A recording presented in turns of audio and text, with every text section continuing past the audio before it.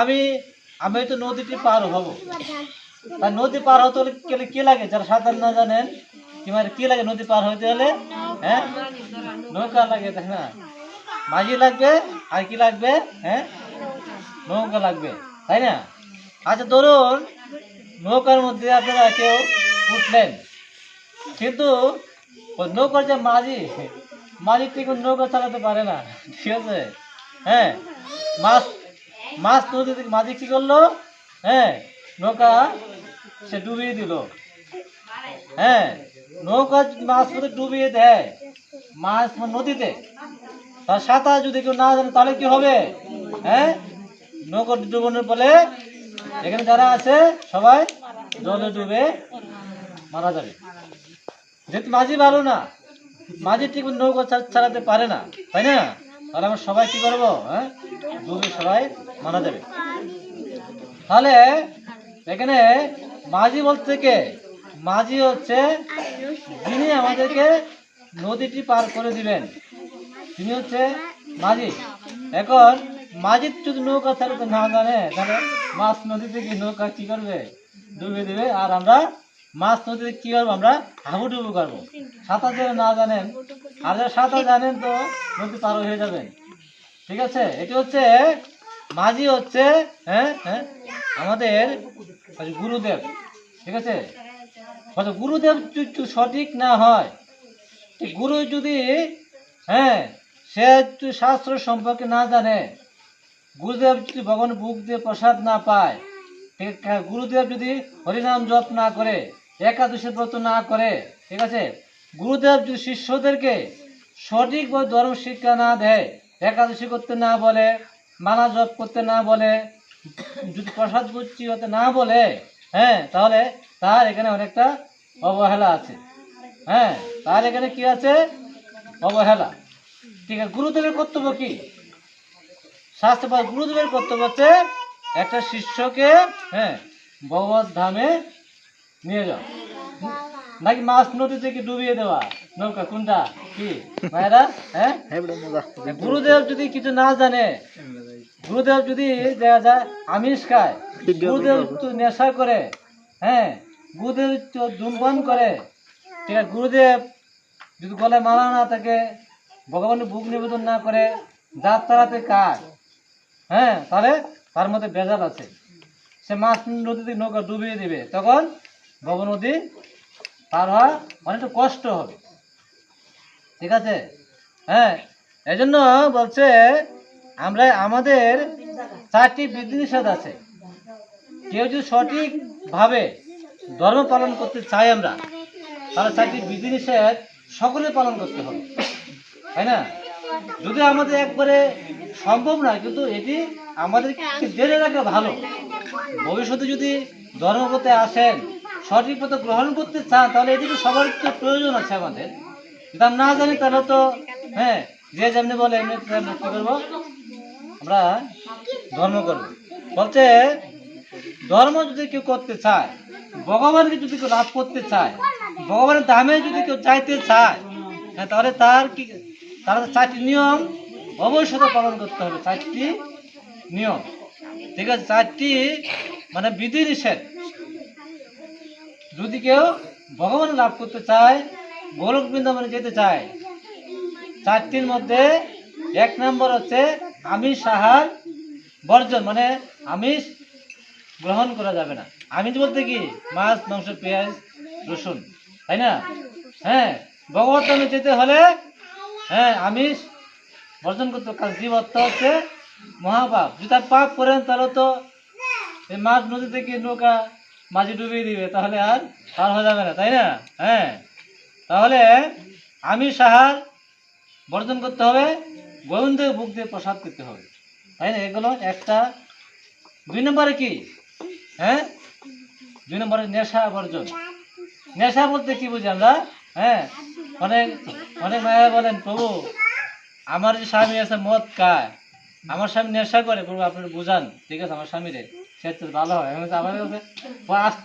আমাদের আসতে বলেন, প্রতি গীতা পাঠে আসুক, আমাদের কাছে আসুক, তাকে সাধু সঙ্গে পাঠান, হ্যাঁ অবশ্যই আস্তে আস্তে কি হবে, ভক্ত হয়ে যাবে।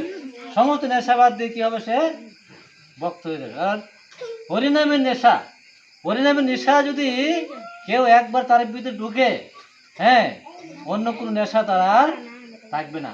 হরে কৃষ্ণ। দেখুন আমাদের যে এরকম জগায় মাধায়, তারা কিন্তু নেশা খাইতো, তাই না? মদকে মাতাল হয়ে, তাই না, রাস্তাঘাট তার পরে থাকতো।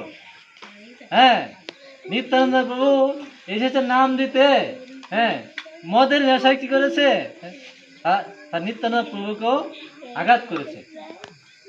তারা মাতাল। হ্যাঁ তাহলে দেখুন মাতাল মানুষদের কিন্তু কোনো জ্ঞান থাকে না, তাদের কোনো জন্ম থাকে না, জন্ম থাকে মাতাল তো মাতালে, তাই না?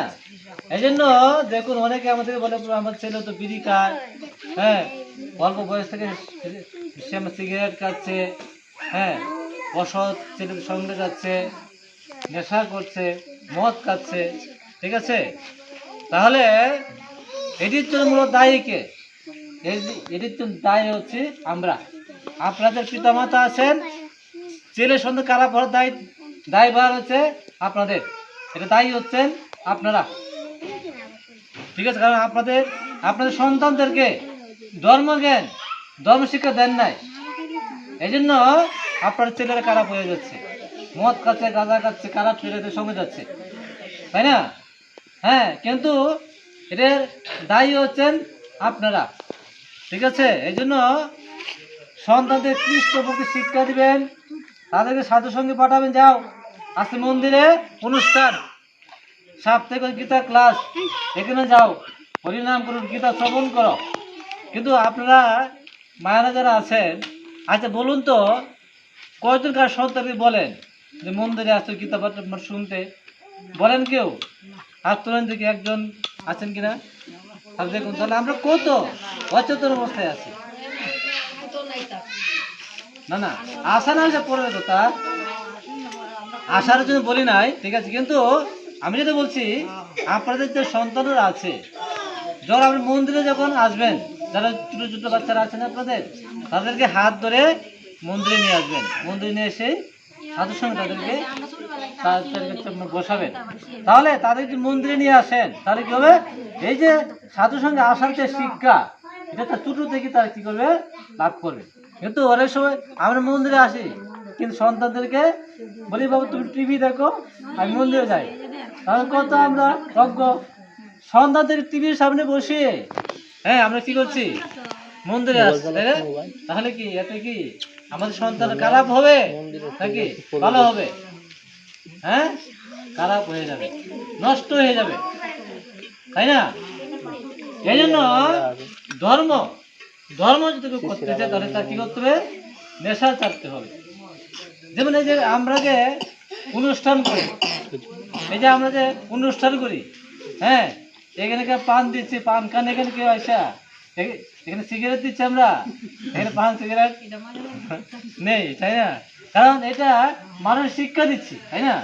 আমরা যদি পান দেই, এখানে সিগারেট দিই, তাহলে আমাদের দেখে মানুষ শিখবে না। আমরা নিজেরা যদি ঠিক না হই, আমরা যদি ভুল করি, মানুষ তো ভুল করবে। আমরা সঠিক করলে মানুষে আমাদেরটা দেখে তারা সঠিকভাবে তারা কী করবে, আচরণ করবে, নিজে আচরণীয় ধর্ম অন্যকে শেখায়। আমরা নিজেরা যদি আচরণ সঠিক না করি, অন্যরা সেটা শিখবে না। এই জন্য আমাদের যে সন্তানরা যারা আছে, যাদের যাদের যাদের সন্তানের মদ খাচ্ছে, হিরোইন খাচ্ছে, গাঁজা খাচ্ছে, খারাপ সঙ্গী করছে, হ্যাঁ সারাদিন কি নেট টিপছে, নেটওয়ার্ক, ঠিক আছে, তাই না? তো তাদেরকে সপ্তাহে একদিন মন্দিরে পাঠাবেন, ঠিক না?